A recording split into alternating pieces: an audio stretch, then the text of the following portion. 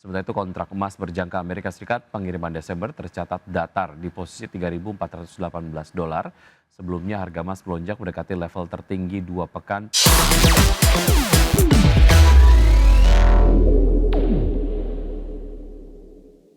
Ya, pemirsa, harga emas merosot pada perdagangan di hari Senin seiring penguatan dolar Amerika Serikat. Adapun saat ini fokus pelaku pasar balik ke rilis data inflasi Amerika Serikat untuk mencari petunjuk arah kebijakan suku bunga The Fed pada September mendatang. Harga emas tercatat turun 0,19% ke level 3.365 dolar Amerika Serikat per troy ounce setelah akhir pekan lalu sempat menyentuh ke titik tertinggi sejak 11 Agustus. Sementara itu kontrak emas berjangka Amerika Serikat pengiriman Desember tercatat datar di posisi 3.418 dolar. Sebelumnya harga emas melonjak mendekati level tertinggi 2 pekan pada Jumat lalu setelah Powell memberikan sinyal kemungkinan pemangkasan suku bunga The Fed pada pertemuan di September. Powell mengakui risiko pelemahan pasar tenaga kerja kian meningkat namun inflasi tetap menjadi ancaman. Selanjutnya investor kini menanti data inflasi personal consumption expenditures Amerika Serikat yang akan dirilis Jumat mendatang. Data tersebut diperkirakan menunjukkan inflasi inti naik ke level tertinggi sejak akhir 2023 yakni 2,9%. Ya, selanjutnya dari pergerakan bursa global, pemirsa, bursa Wall Street melemah pada perdagangan di hari Senin setelah investor mencermati prospek suku bunga Amerika Serikat dan bersiap menyambut laporan kuartalan Nvidia yang dijadwalkan dirilis di pekan ini. Penurunan ini datang usai rally kuat di Jumat lalu dan dipicu sinyal pemangkasan suku bunga acuan yang mendongkrak Dow Jones ke rekor tertinggi terbaru. Kita lihat data selengkapnya pada pertukaran perdagangan di hari Senin, S&P 500 ditutup turun 0,43% di level 6.439, Nasdaq Composite menyusut 0,22% menjadi 21.449 dan Dow Jones Industrial Average melemah 0,77% ke level 45.282.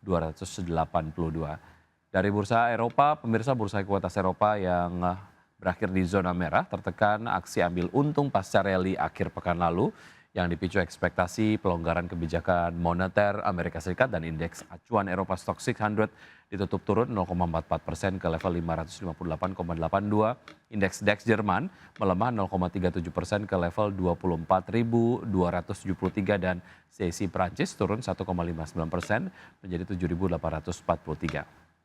Terima kasih Anda masih bergabung bersama kami. Pemirsa, indeks harga saham gabungan atau IHSG ditutup menguat dan kembali ke level 7.900-an di perdagangan awal pekan Senin. Dan IHSG menguat di tengah sinyal dovish The Fed yang semakin kuat dengan saham BBRI sebagai kontributor utama. Indeks harga saham gabungan ditutup menguat 0,87% ke level 7.926,90 di akhir perdagangan Senin. Secara intraday, IHSG sempat menguat di atas 1% ke level 7.591,978. 9 indeks sektoral menguat menopang kenaikan IHSG. Indeks sektoral dengan kenaikan terbesar sektor properti dan real estate melesat 3,65%, sektor infrastruktur naik 2,61%, dan sektor keuangan melaju 1,87%. Sedangkan indeks sektoral yang melemah diantaranya sektor kesehatan turun 0,40% dan sektor barang konsumen non-siklikal melemah 0,23%.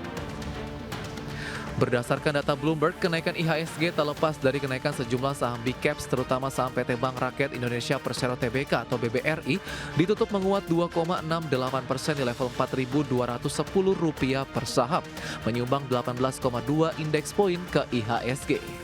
Saham PT Barito Renewables Energy Tbk atau BREN ditutup menguat 4,69% di level Rp8.925 per saham, menyumbang 15,23 poin. Saham PT Elang Mahkota Teknologi Tbk atau MTEK ditutup melesat 17,95% di level Rp1.380 per saham dan menyumbang 8,44 poin. Saham PT Telkom Indonesia Persero Tbk ditutup menguat 2,16% di level Rp3.310 per saham, menyumbang 8,01 poin. Saham BMRI ditutup menguat 1,23% di level Rp4.950 per saham dan menyumbang 5,27 poin ke IHSG. Laju indeks utama pasar saham Indonesia didorong sinyal pemangkasan suku bunga Bank Sentral Amerika Serikat The Fed oleh Chairman Jerome Powell. Namun Powell tidak memberi petunjuk kapan kebijakan tersebut akan diambil. Pemangkasan suku bunga The Fed juga menurunkan ketidakpastian global sehingga ekonomi dunia bisa tumbuh lebih cepat. Pemangkasan The Fed juga akan memberi ruang lebih bagi BI untuk memangkas suku bunga lebih lanjut. Sementara bagi Indonesia, isyarat pemangkasan ini menjadi kabar gembira karena akan ada potensi aliran dana dari Amerika sehingga IHSG akan semakin menguat. Berbagai sumber IDX Channel.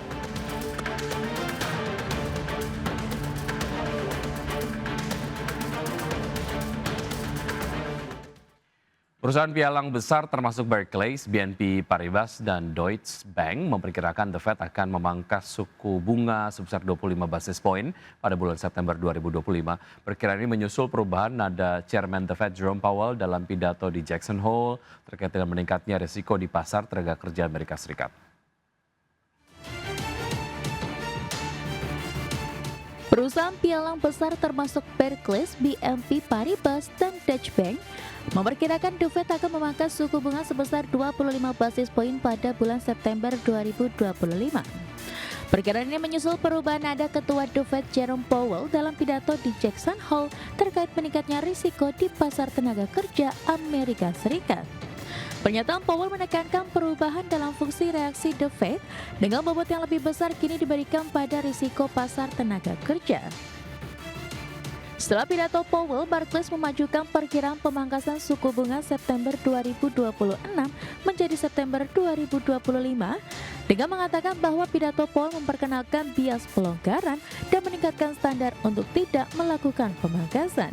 Sementara itu, Macquarie dan Deutsche Bank merevisi ekspektasi pemangkasan suku bunga masing-masing pada bulan September dan Desember menjadi pemangkasan sebesar 25 basis poin dalam 2 bulan tersebut. Di sisi lain, Morgan Stanley dan Bank of America belum memperkirakan pemangkasan suku bunga pada bulan September. Langkah tersebut kemungkinan besar akan diambil jika data ketenaga kerjaan dan inflasi yang masuk mengonfirmasi pelunakan lebih lanjut. Sementara itu, Goldman Sachs dan JP Morgan menegaskan kembali ekspektasi mereka untuk penurunan suku bunga pada bulan September. Sejalan dengan pandangan pasar yang lebih luas bahwa data yang melemah mungkin memerlukan pelonggaran kebijakan. Berbagai sumber, IDX Channel.